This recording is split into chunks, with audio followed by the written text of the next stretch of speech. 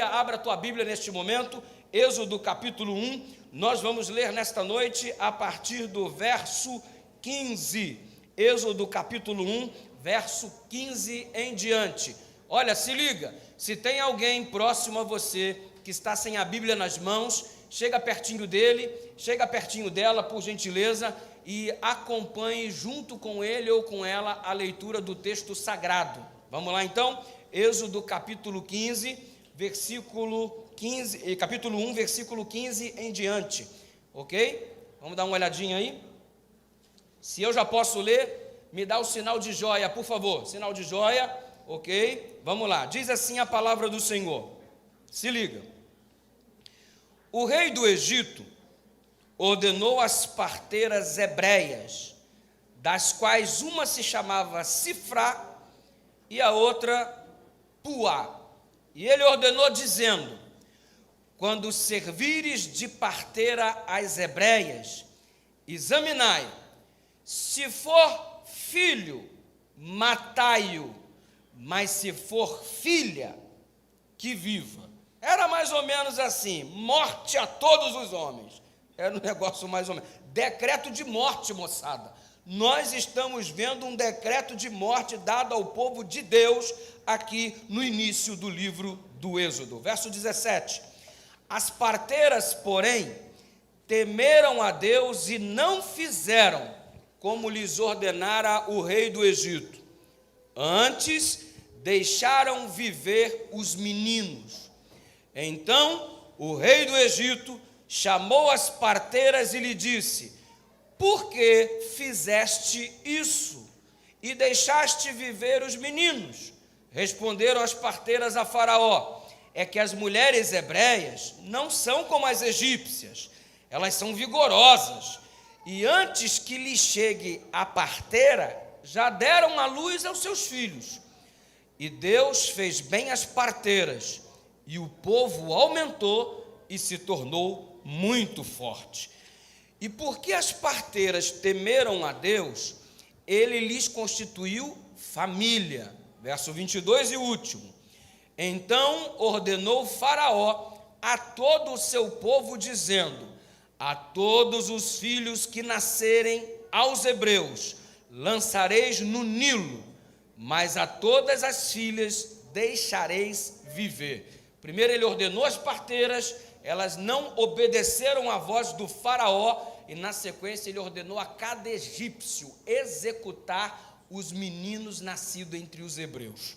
Que coisa, que história triste, mas é esta história que teremos a perspectiva a partir deste momento, neste culto tão abençoado. Convido você, em nome de Jesus, a fechar os teus olhos e vamos juntos agora orarmos, pedindo para o Papai do Céu iluminar a nossa mente, para compreendermos a sua inspirada palavra. Eu não vou pedir inspiração, a Bíblia já é inspirada. Nós vamos pedir iluminação para compreendermos aquilo que inspirado foi, e que Deus nos conceda um reset nesta noite, em nome de Jesus. Vamos orar. Deus querido, lamentável ver a atitude do Faraó relatada aqui na Bíblia. Quão drástico é um ser humano agindo sem tua direção. Quão mal é um ser humano dominado por seus próprios sentimentos e não pelo teu espírito. Quão diferente é um ser humano que está distante do Senhor. Quão baixo desce o ser humano em termos de moral e de atitudes, quando o Senhor não vive e não reina neste coração. Nós não queremos essa realidade para a nossa vida. Nós queremos que o Senhor habite em nós. Nós queremos que o Senhor reine em nós. Nós queremos que as nossas atitudes correspondam à tua vontade. E ao invés de, como Faraó, sair espalhando morte por aí, nós queremos ser uma bênção nas tuas mãos e espalhar Jesus, espalhar vida para todos aqueles que estão próximos a nós. Nos usa como instrumentos, nós nos colocamos nas tuas mãos. Existem pessoas conectadas aqui neste momento, aqui no estado do Maranhão, existe gente conectada no estado do Pará, no estado do Amapá, e Deus, já recebi inúmeras mensagens de gente que está assistindo neste momento de outros países, São amigos nossos que estão assistindo nas congregações lá na Inglaterra, outros em Portugal, outros em Genebra, na Suíça, gente mandando recado, e todos neste momento nós formamos um só povo diante da tua presença, Deus querido. E todos de igual forma, onde quer que estejamos, queremos sermos abençoados ao Senhor derramar o teu Espírito sobre nós neste momento. Espírito para entender tua palavra, e Espírito para que todas as coisas que na nossa vida não te agradam caiam por terra em nome de Jesus, executando assim na vida de cada um de nós um reset para a tua honra e para a tua glória.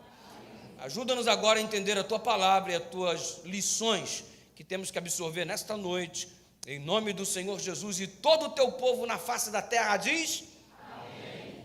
Que Deus nos conceda uma reunião muito, mas muito abençoada.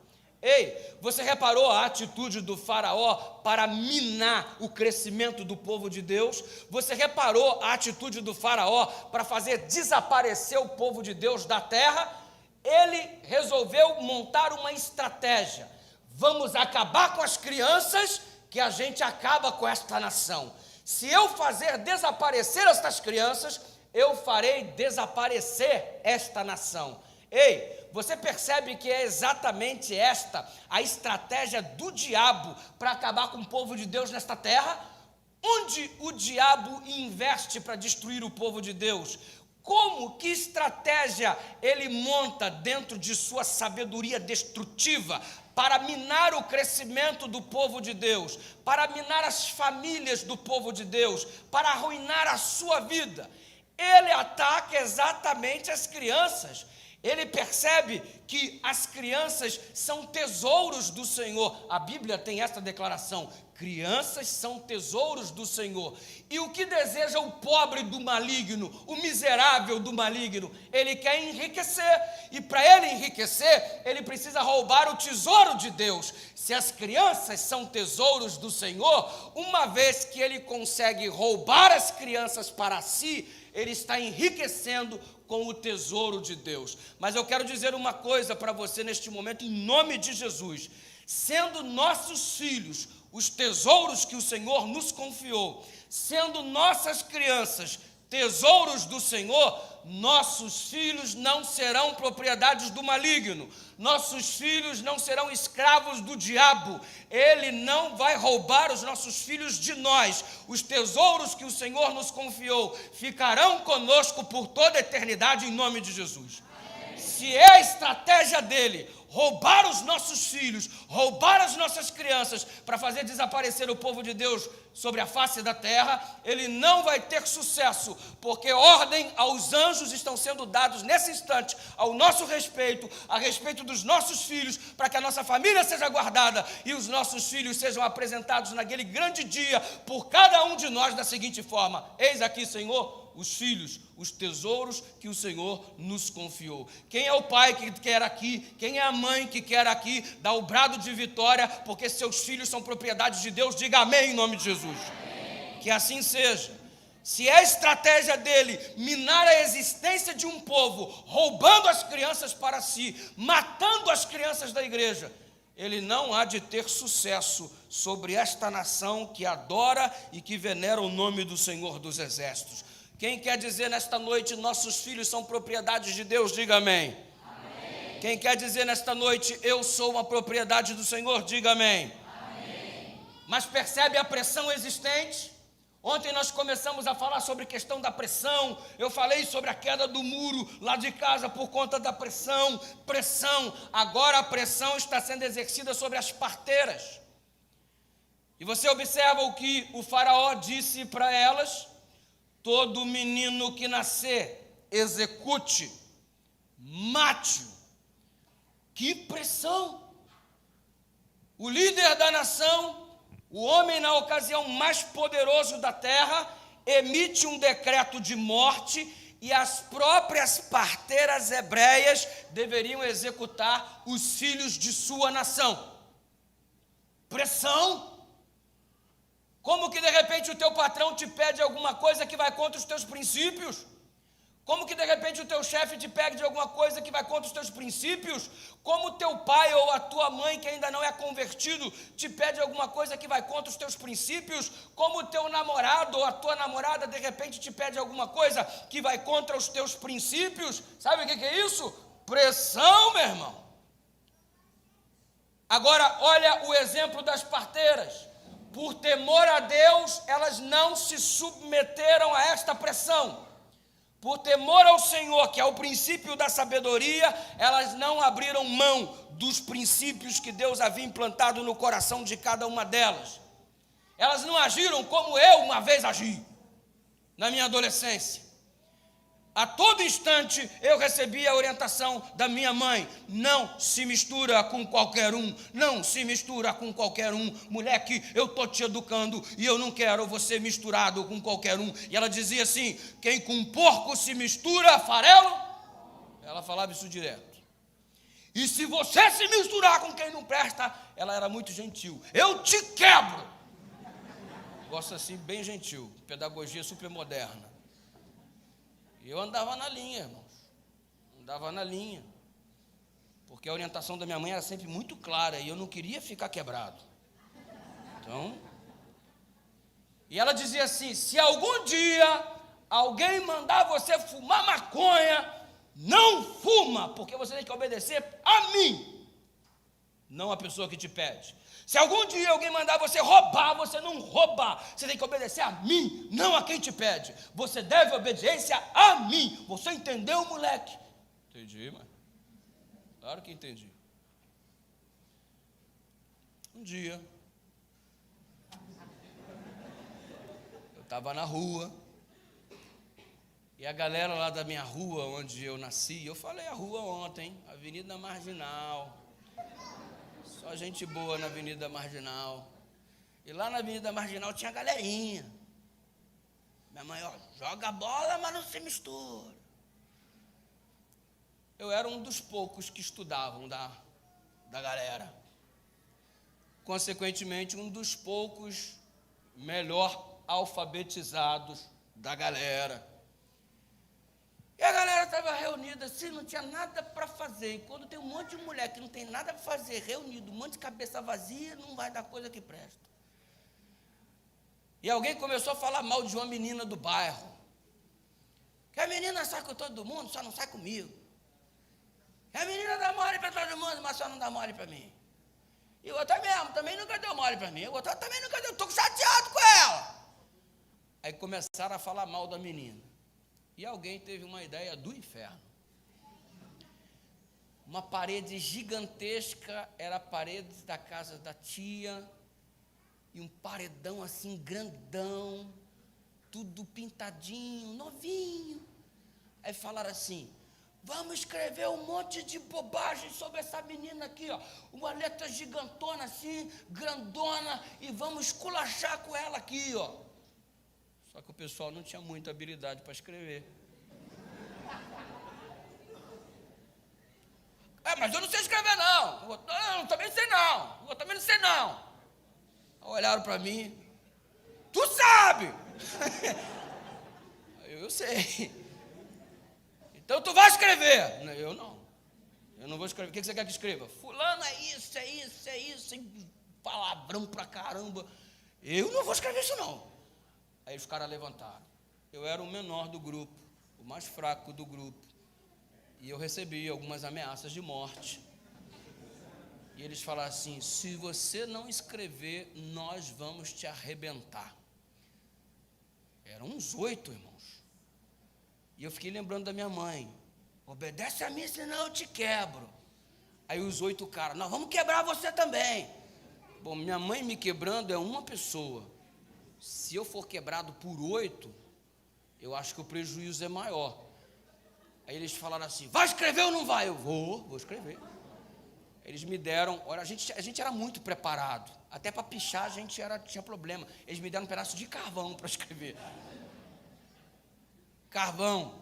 Arrumaram uma escada, colocaram a escada muito alta. Escreve lá em cima, com a letra maior que você puder. E puseram a escada, eu subi a escada e eles ficaram embaixo segurando a escada, e eu nem olhava para baixo com medo de cair, e eu comecei a escrever aqueles palavrões, aquelas coisas horrorosas, e daqui a pouco eu ouvi uma voz diferente lá embaixo.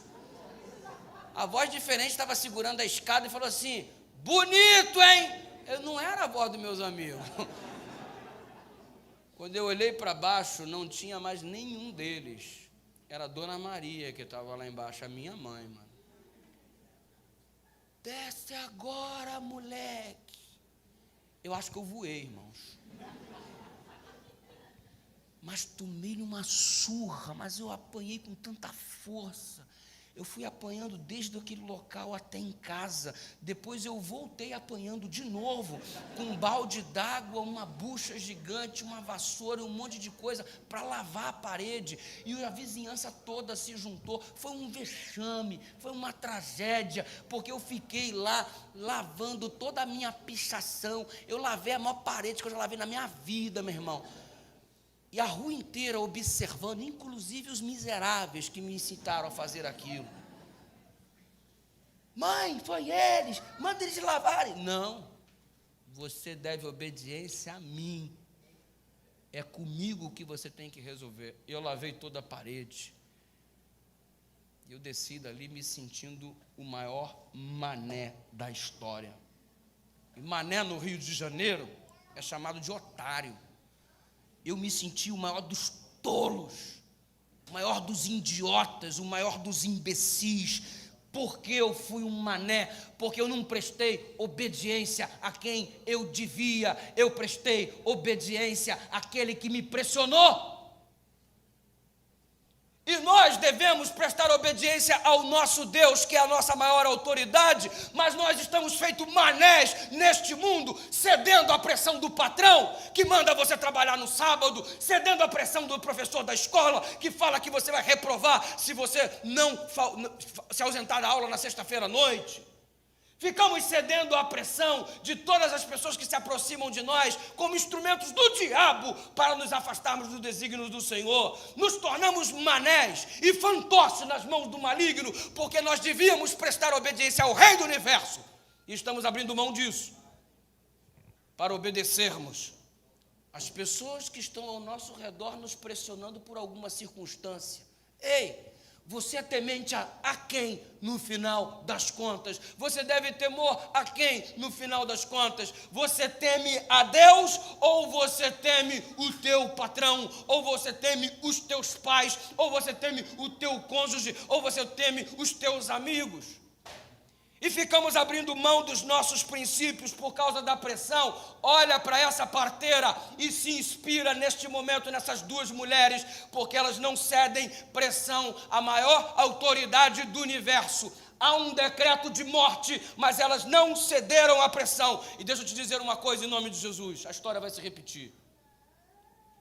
Haverá um decreto de morte promulgado futuramente na face desta terra, pelas maiores autoridades do planeta da mesma forma. E a minha pergunta: nós vamos nos posicionar como as parteiras, sem abrir mão dos nossos princípios, porque temos um temor vinculado a Deus, ou vamos ficar feito manés, abrindo mão de toda e qualquer pressão que a gente sofre pelas pessoas que nos cercam? Quando é que a gente vai deixar de ser medroso? Porque essa é a palavra adequada. A gente tem medo das consequências, medo de perder alguma coisa aqui. Deixa eu te falar uma coisa. Tudo que você perder nesta terra, por causa da sua fidelidade a Deus, você receberá de um modo incomparavelmente maior nas mansões celestiais. Por que a gente tem medo das coisas que se perdem aqui por sermos fiéis a Deus? Tem medo de perder o emprego por causa do sábado? Tem medo de perder o teu posicionamento entre os teus amigos se você se posicionar do modo coerente à vontade divina? A gente cede à pressão, somos um bando de crentes frouxos e precisamos sermos batizados pelo Espírito Santo de Deus para nos posicionarmos tão firmes como a bússola é ao seu polo. gente que não se compra, gente que não se vende, gente que não sacrifica a verdade no altar da paz, que abre mão do princípio para ficar bem com todo mundo. Para você ficar bem com as pessoas, você finge que Deus não está vendo e você abre mão daquilo que você acredita ser certo. Para com isso, você não está honrando o nome de Deus e você nem está tendo paz no seu coração, porque quando você deita à noite para dormir, você percebe que você não é uma outra coisa a não ser um frouxo, a não ser um indivíduo que não tem temor a Deus no coração, porque você não passa de um mané que fica cedendo a qualquer pressão que te fazem. Como se o Deus Todo-Poderoso, o Rei do Universo, não pudesse te dar um escape ou não pudesse te dar honras em função de você ter se posicionado ao lado dele. A gente acha que toda perda aqui é irreparável. Não interessa o que você perde por amor ao Evangelho, até a vida, se você perder por amor ao Evangelho, Ele vai te dar a eternidade. Por que você está com medo? As parteiras se posicionaram, e você percebe a história no capítulo 2 em diante, como a Joquebede, a mãe do Moisés, ela proporciona uma válvula de escape, porque agora eram os egípcios que estavam caçando as crianças do sexo masculino, e ela armou uma estratégia. Agora eu preciso que você entenda o contexto dessa história, e o contexto dessa história não está claramente diante dos nossos olhos. A gente precisa rebuscar, a gente precisa buscar, na verdade, algumas informações extras bíblicas, para a gente poder, então, vislumbrar o contexto da história. Você nunca sabe, eu nunca sei o que acontece por trás das cortinas, irmãos. Por exemplo, você está assistindo aqui esse programa, você está assistindo aqui este culto transmitido aí da sua igreja, você não sabe o que acontece por trás dos bastidores, você não soube o que aconteceu para esse pessoal fazer sacrifício e ensaiar para o louvor, para esse pessoal correr e montar programação, para deixar tudo no esquema. Você não viu o que aconteceu por trás dos bastidores, você não enxerga o que acontece por trás das cortinas. Nossa visão não alcança, não contempla esse tipo de coisa. Isso se chama contexto. Às vezes a gente não enxerga o contexto, a gente não enxerga o que acontece por trás das cortinas. E é exatamente por termos essa visão super limitada que a gente fala bobagem demais.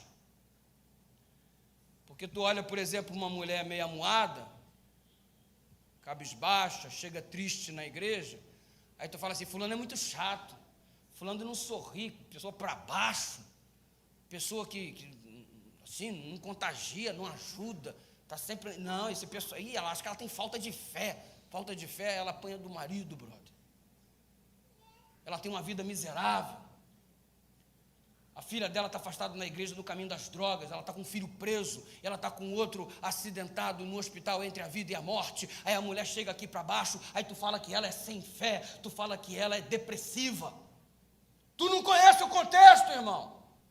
Então fica na sua, fica quietinho. Você olha para uma menina que diz assim: eu não quero casar, eu odeio tudo que é homem. Aí você fala: nossa, que menina esquisita. Você já viu o contexto? O pai dela, que é o referencial masculino dentro de casa, abusa dela desde os 9 anos de idade, utilizando-a como instrumento sexual. O pai dela, que deveria ser referência de amor, de segurança, é o que lhe traz maior prejuízo. Ela desconfia de todos os homens, porque ela devia confiar no pai, e nem nele ele pode, então agora nenhum homem presta, porque essa é a visão que ela tem do sexo masculino, cujo referencial é o pai. Tem um contexto. A gente fica tacando pedra nas pessoas e não conhece o contexto de ninguém. As pessoas tacam pedras na gente e não conhecem o nosso contexto. Ninguém sabe o que acontece por trás das cortinas da tua vida.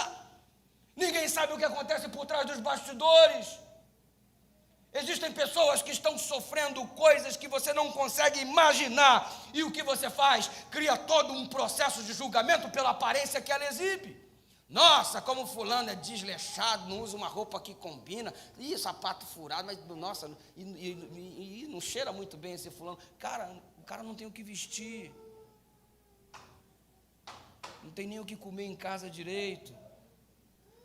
Você sabe o que essa pessoa está passando? Existe um contexto, os nossos olhos não alcançam o contexto, e às vezes a gente não entende o que a Joquebede está fazendo aqui, porque a gente não consegue enxergar o contexto, e eu queria nessa noite, em nome de Jesus, abrir essa cortina. Então abre, pastor, conta o que está acontecendo, eu vou te contar rapidinho. Tudo começou com os Ixos. Quem são os Ixos? É um povo semita, descendente lá de Sem, um dos filhos de Noé. Toda uma geração foi formada, e um dia eles resolveram invadir o Egito. Invadiram o Egito, dominaram o Egito, e eles mantiveram o sistema de governo egípcio, que era pautado na pessoa do faraó. Apesar de não serem egípcios, eles fizeram permanecer o sistema cujo governo era administrado pelo faraó. Então, sabe o que isso significa? Nós tivemos um faraó que não era egípcio.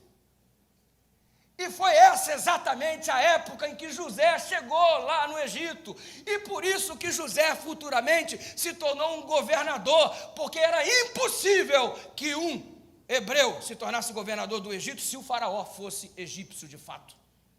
Mas por que permitiu José ser o governador sendo ele hebreu? Porque o faraó não era hebreu, era um ixo, descendente semita. Há um contexto, é o que acontece por trás das cortinas. E aí o que acontece? Um dia os egípcios se revoltaram e eles puseram abaixo o poder dos ixos, dos descendentes semitas, e neste contexto eles assumem de volta o controle do Egito e estabelecem a 18ª dinastia. E o que é a 18ª dinastia? É o povo egípcio voltando ao poder do seu próprio país, expulsando os ixos que invadiram. E por isso que a Bíblia diz no capítulo 1, no texto que nós lemos ontem, um faraó que não conhecia José. Que faraó é esse que não conhecia José, cara desinformado? Não era que ele era desinformado. É porque agora eles voltaram ao controle. E este faraó que nós vimos ontem, Tutmoses III, ele faz parte deste pessoal que volta ao poder. Aliás, quem foi o indivíduo que fundou a 18ª dinastia? Segura esse nome, Amose era o nome dele. O faraó que volta ao poder, estabelecendo a 18ª dinastia, expulsando os semitas que estavam tomando conta do Egito. E agora começa a 18ª dinastia. Amose é o cara da 18ª dinastia. E ele casou com a irmã dele, Amose Neferete. Casou com a própria irmã. Tiveram 2 filhos. Fizeram os 2 filhos se casarem. E nasceu desses 2 filhos uma menina, cujo nome também foi Amose, em homenagem ao avô. E tinha que arrumar um casamento para essa menina que nasceu, a neta do Amose, que também se chamava Amose. Essa menina, então, ela se casa com o seu primo, Tutmoses. Amose com Tutmoses. Só que o Tutmoses resolveu arrumar um amante. E teve um filho com essa amante chamado Tutmoses II. Aí o Tutmoses queria que o Tutmoses II casasse com a filha que ele teve com a Amose, que foi a Rapsétso. E começou a haver uma briga. A Rapsétso não queria casar com a Amose. E sabe qual que era o drama? Todo dia ela descia no Nilo para orar ao Deus Rapi e pedir ao Deus Rapi, o Deus do Nilo, um filho. Porque o marido dela arrumou uma amante, a Ísis, e nasceu Tutmoses III. E não nascia um filho dela, o que nasceu morreu. E ela precisava de um filho legítimo para que o bastardo não subisse ao trono. E ela desce ao Nilo, para quê? Para tomar banho. Eles não tomavam banho no Nilo, irmãos. Eles tomavam banho nos aposentos reais. Ela desce ao rio Nilo para tomar banho, porque era um ato religioso. Ela estava entrando em contato com a divindade, o Deus do Nilo, o Hati, para poder trazer a ela a bênção de um filho. E aí o que acontece? O povo de Hebreu está sendo perseguido, um decreto de morte foi executado, matem todas as crianças. Joquebede sabia do drama vivido pela princesa Rapsétis. E sabendo disso, o que ela faz? Coloca Moisés dentro de um cesto calafetado com betume e envia em direção onde a princesa estava.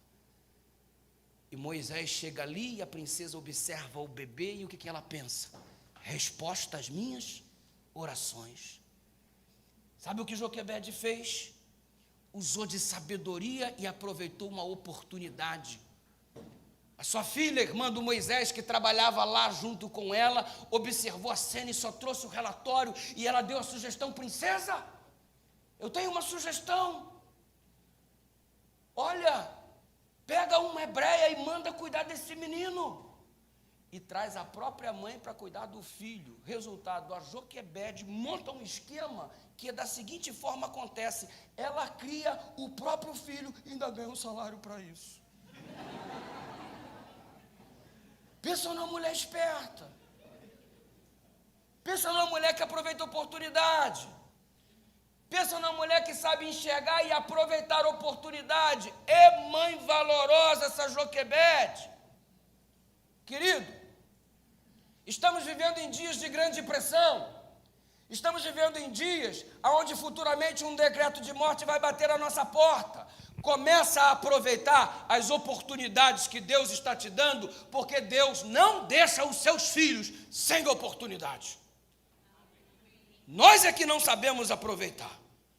Quando você abre a cortina para enxergar o contexto, você observa perfeitamente a mão de Deus dirigindo todas as coisas e permitindo que cada um dos servos de Deus tenham a oportunidade de adorá-lo, de honrá-lo, a despeito da pressão que sofrem neste mundo. E eu te digo uma coisa em nome de Jesus: não interessa a pressão que você esteja sofrendo, Deus vai te dar o escape, Deus vai te dar a vitória. E no final, as nossas palavras serão semelhantes à do salmista.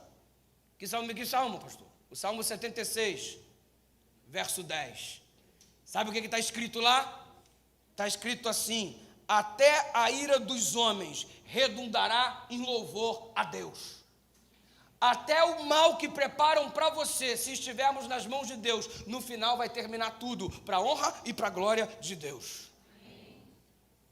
O decreto que era uma maldição se transformou em bênção. Está vendo aí? Se você não ceder à pressão, essa maldição que estão colocando em cima de você, ela vai se transformar em bênção. Você precisa acreditar, você precisa ser fiel ao Senhor, você precisa colocar sua vida nas mãos de Deus e não abrir mão dos teus princípios por conta da pressão que você está recebendo, ainda que isso custe a tua vida. Quem deseja se posicionar dessa forma, diga amém. Amém. A maldição virou bênção. E em nome de Cristo eu quero dizer algo para você que está conectado conosco neste momento. Eu não sei que tipo de maldição está batendo na tua porta. Não desista de ser servo de Deus. Persevere no caminho do Senhor, que essa maldição, em nome de Jesus, vai se transformar em bênção. Acredita? Deus vai te dar oportunidade. Existia uma lei no Egito. E a lei rezava o seguinte: que todo indivíduo, para ser faraó, ele precisava fazer parte do sacerdócio egípcio. Tinha que adorar aquelas divindades todas, tinha que saber fazer o culto, tinha que saber dirigir as cerimônias, ele tinha que estar inteirado da religiosidade do país. Por quê? Porque o faraó, ele era um deus, ele era uma divindade.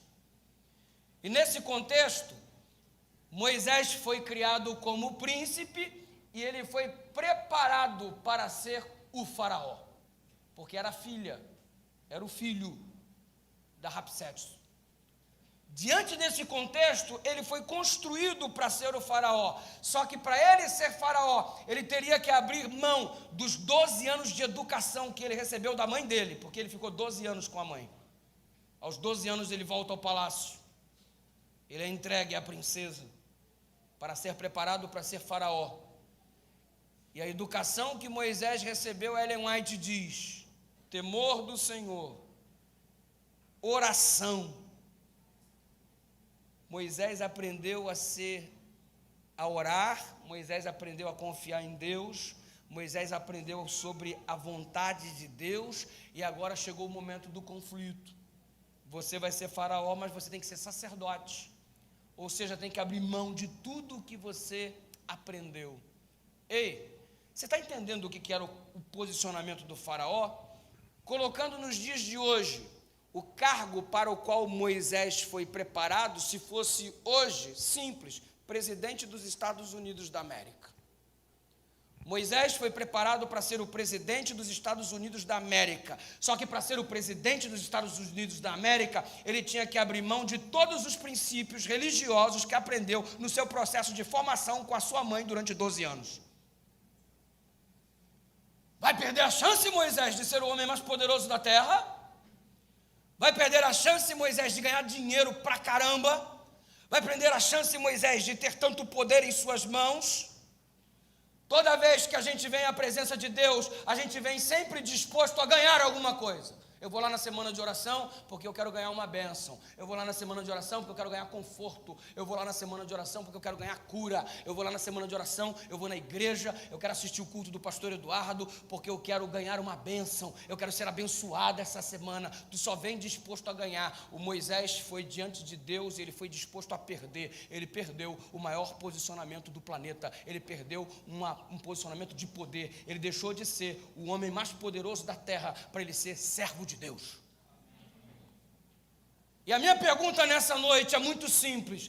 Eu não vou perguntar para você o que você veio aqui ganhar. A minha pergunta nessa noite, pautado na história do Moisés, é simples: o que você está disposto a perder por Deus? Está disposto a perder aqueles teus amigos? Está disposto a perder o teu emprego por Deus? Está disposto a perder tua saúde por Deus? Está disposto a perder tua família por Deus? Está disposto a perder tua vida por Deus? Se você não está disposto, desculpa, você ainda não é servo de Deus. Porque o servo de Deus, de verdade, não é aquele que comparece diante do Senhor para cultuá-lo disposto a ganhar. Ele comparece diante do Senhor para cultuá-lo e ele está disposto, inclusive, a perder. Se eu tiver que perder alguma coisa para continuar sendo servo de Deus, não importa, porque o de mais importante eu já tenho, que é ser filho dele. O resto, tudo que eu perder nessa terra, eu terei muito mais no céu. O que você está disposto a perder? Você não está abrindo mão, né? Até hoje você não batizou porque você não consegue liberação do sábado, não quer perder teu emprego, né? Que vergonha. Até hoje você não batizou porque não resolve a sua vida, o seu relacionamento. Você não quer perder o teu amado, você não quer perder a tua amada. O teu amado e a tua amada é mais importante do que Deus. Que vergonha. Todo aquele que não tem a coragem de perder alguma coisa por Cristo já perdeu a vida eterna. O Moisés abriu mão de ser o homem mais poderoso da terra. Você tem que abrir mão de alguma coisa. E você nesta noite está disposto a abrir mão daquilo que te impede para ser servo de Deus verdadeiramente? Está disposto a perder alguns bens? Família, cargo, posição, amizade, emprego, conforto, popularidade? Está disposto a perder? Moisés funcionou aqui como um tipo de Cristo para mostrar o mesmo comportamento de Jesus. Sabe por quê? Ele sai do palácio, ele renega o palácio, ele diz: eu não vou morar mais aqui, eu vou lá no meio do povo. Foi exatamente isso que o Senhor Jesus um dia fez. Ele estava no palácio, ele disse: eu não quero mais esse palácio, eu não vou ficar mais aqui vendo o meu povo padecer, vendo o meu povo perecer, eu vou lá embaixo para resgatá-los. E ele desceu. Ele veio até aqui. Moisés funciona como um exemplo para nos ilustrar Jesus que viria, porque um dia ele deixa o palácio, assim como Moisés deixou, ele vai para o meio do povo, assim como Jesus veio nessa terra para nos resgatar. O amor faz loucuras. Quem ama faz loucura, irmãos.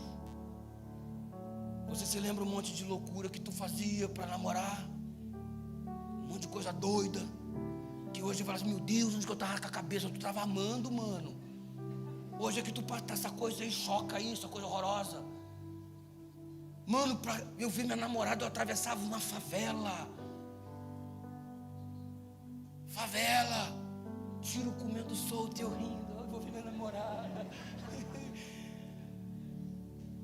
Cara com arma na cabeça para ser executado pela polícia lá no meio da favela, e eu passando, vindo. Eu estava vindo, estava todo beijado, todo feliz. Eu olhei o cara morrendo. A gente fica louco, a gente faz loucuras por amor. Ei, por que você não está fazendo nenhuma loucura por Jesus? Você não ama. Minha mulher casou comigo, cara. Olha, eu estava estudando teologia, desempregado.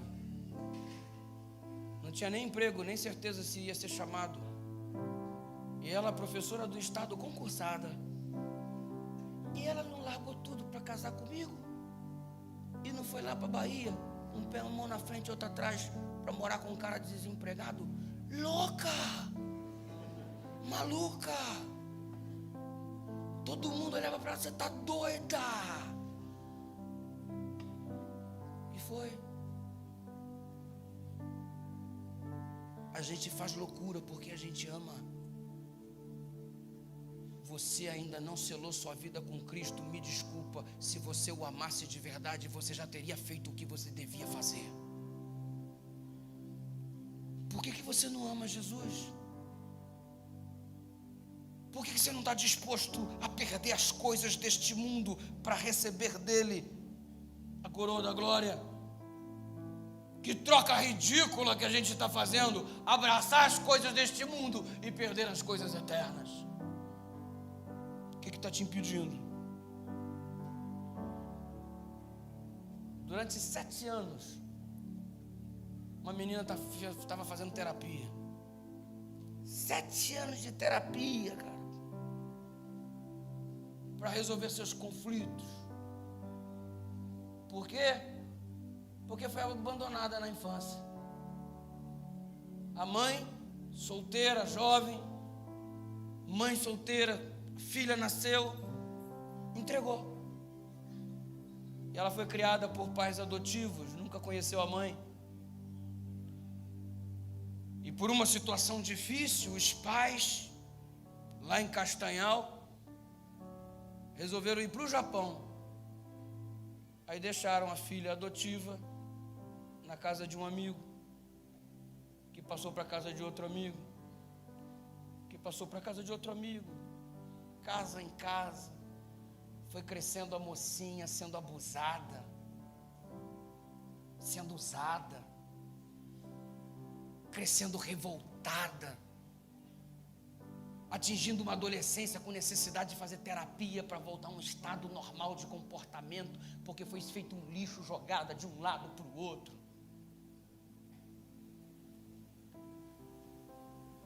Quando se torna mais madura, época da faculdade, sai de Castanhal, vai para Belém estudar,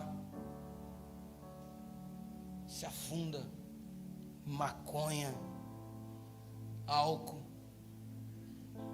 sexo, promiscuidade. Foi para o fundo do poço. E terapia, para tentar botar as coisas no lugar. Por que foi abandonada? Porque foi tratada feito um lixo. A maconha, o álcool e o sexo eram os subterfúgios para tentar apaziguar a dor da alma. Eu conversei com ela. E ela tinha cheio de questionamentos.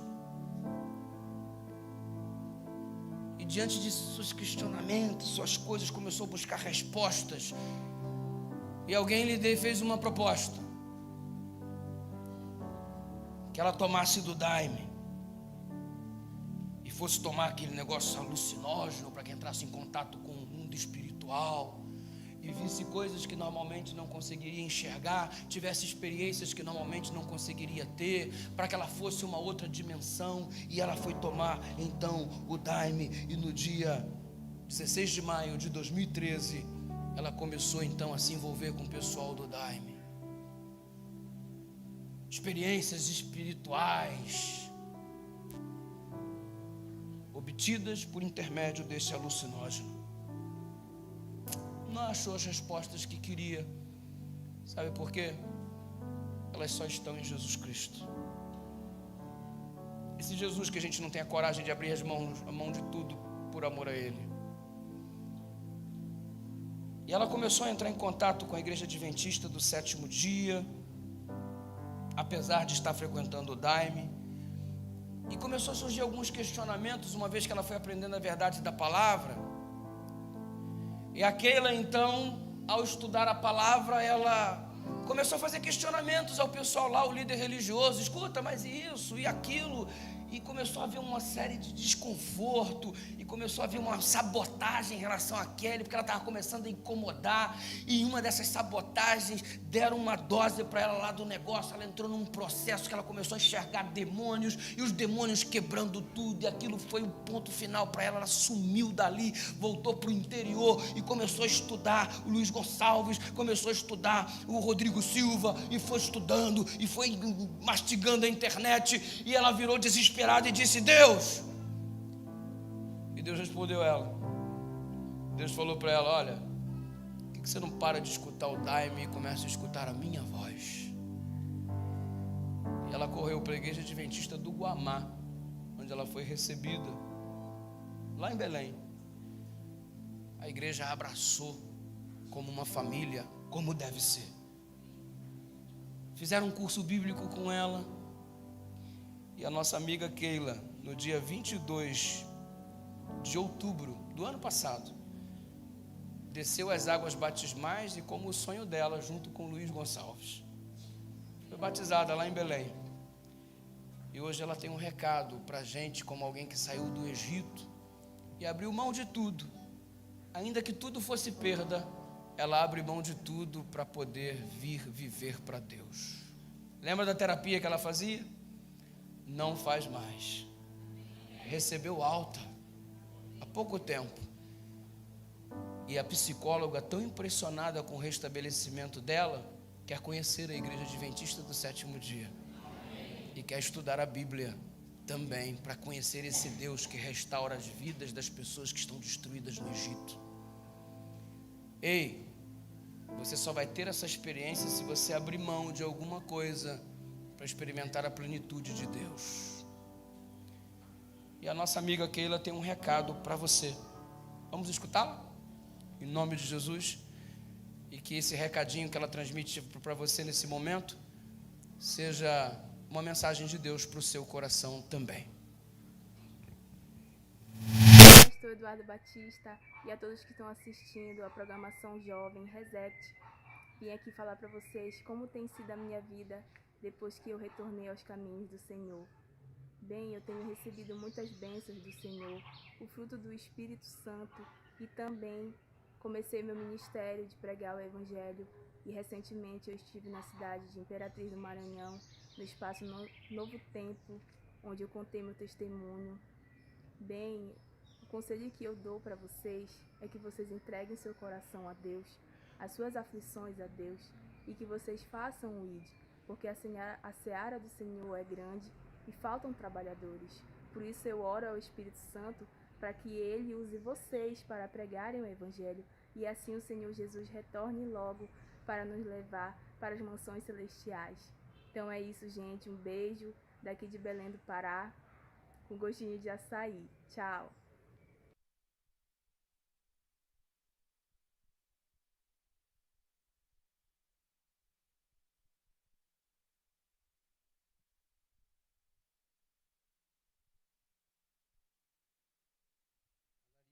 Advogada.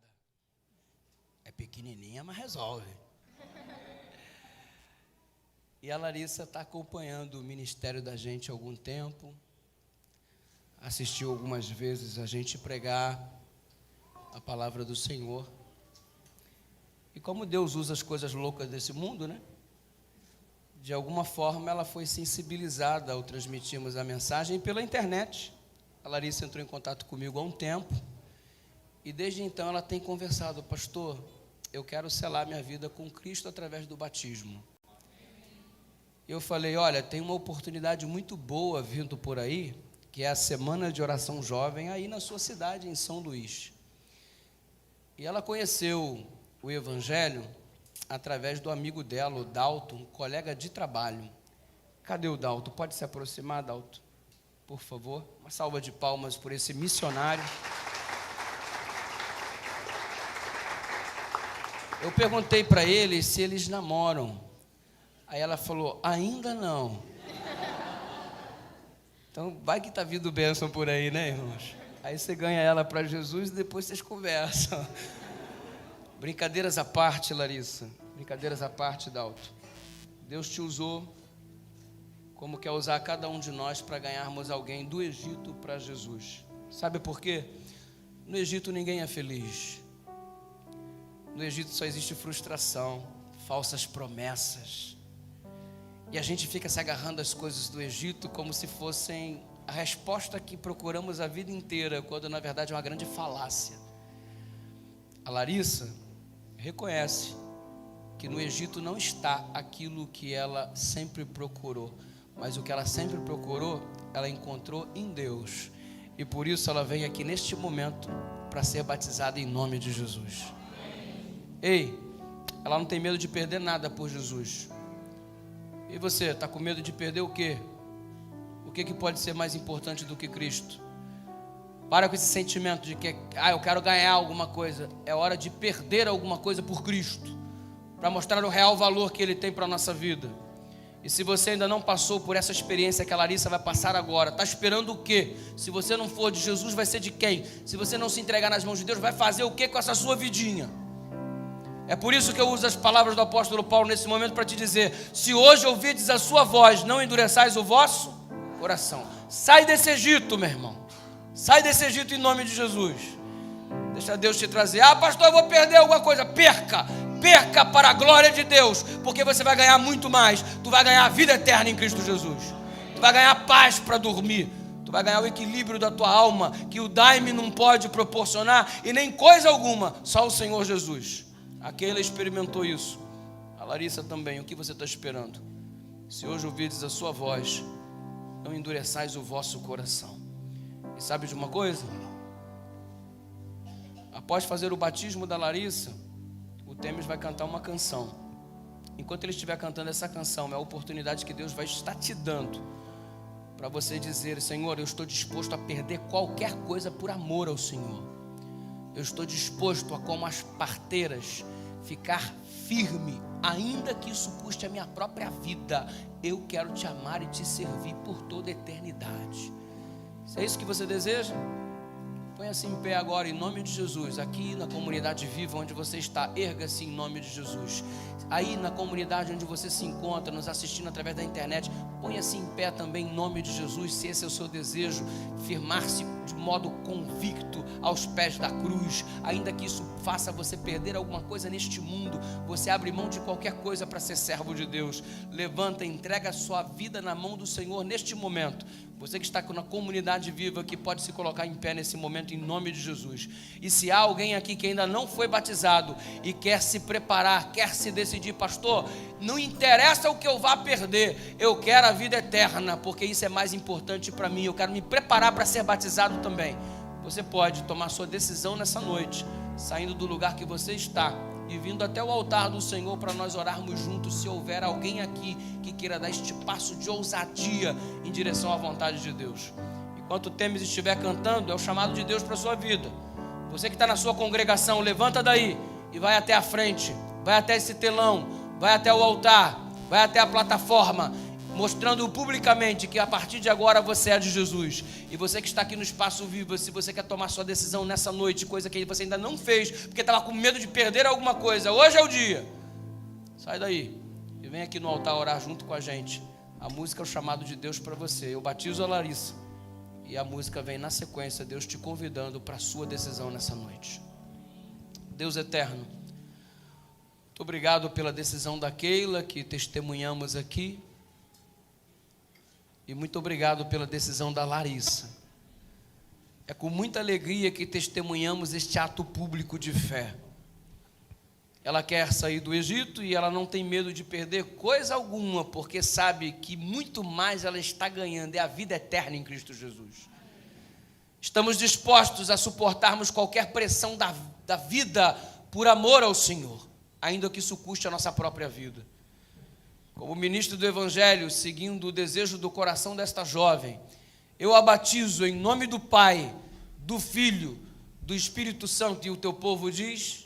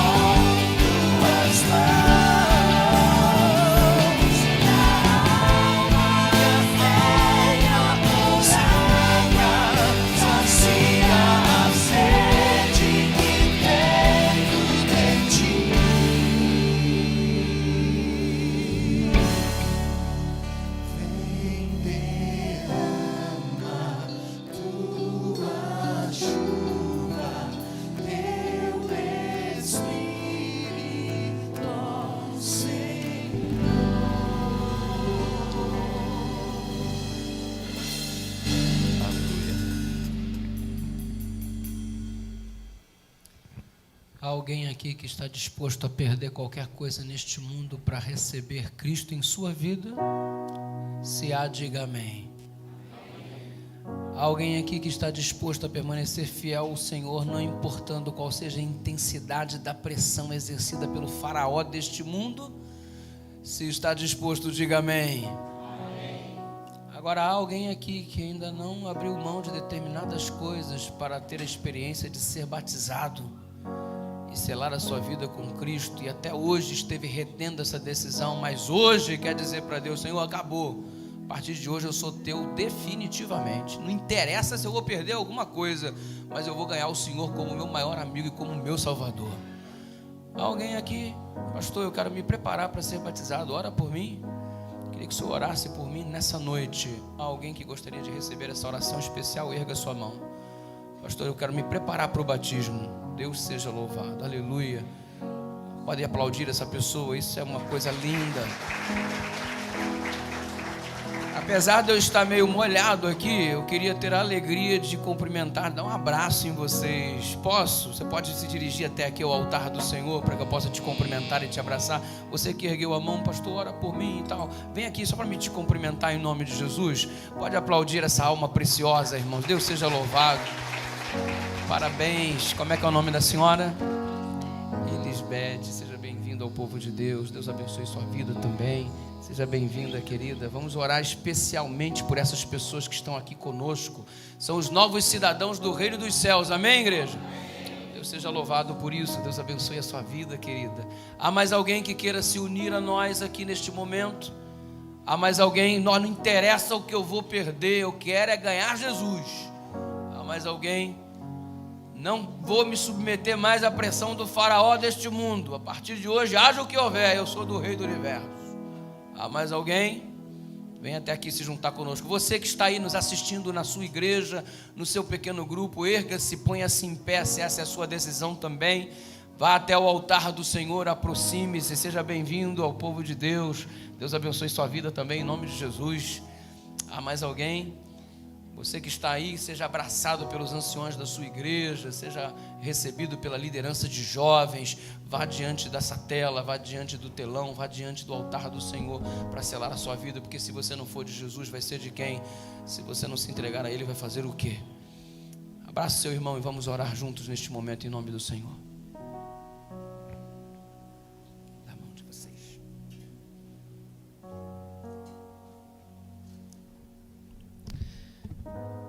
Deus eterno, obrigado por este momento tão especial. Especial porque não interessa mais o que a gente vai perder neste mundo. O que importa é ter a Tua presença em nossa vida. A gente não vai ficar mais sendo submetido ou abrindo mão dos nossos princípios por causa de pressãozinha de ninguém, não.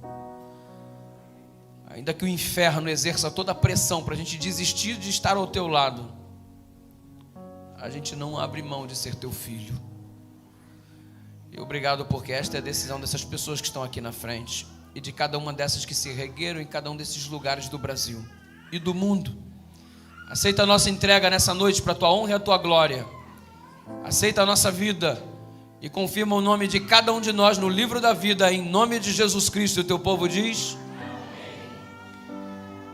muito obrigado pela presença, pela vinda de cada um de vocês e por essa noite tão especial que ficou na memória. Agora nós estaremos juntos a partir das 19h30 amanhã, nosso terceiro dia de reunião da semana Reset. Deus te deu uma noite muito abençoada e confira agora algumas fotos que serão exibidas, que foram enviadas por vocês. E até amanhã, em nome de Jesus. Reset para todos nós.